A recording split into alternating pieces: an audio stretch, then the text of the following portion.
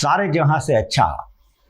ભારતમાંથી નહીં, ભારતની ઉપરથી 1600 સૂર્યોદય અને સૂર્યાસ્ત જોયેલા શુભાંશુ શુક્લા પોતાનું મિશન પૂરું કરી આવતીકાલે ભારત તરફ લેન્ડ કરશે. ત્યારે આપણે આશા રાખીએ કે અન્ય કોઈ વિઘ્ન ના આવે અને સફળતાપૂર્વક તેઓ લેન્ડ કરે. તેમણે કરેલી શોધ અને તેમણે કરેલું સંશોધન દેશ અને દુનિયાને ઉપયોગી થાય.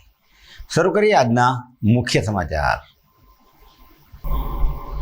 ગુજરાતના ઇતિહાસમાં પ્રથમ વખત એક જ દિવસમાં 2 મહિલાના અંગદાન થકી અન્યને મળ્યું નવજીવન.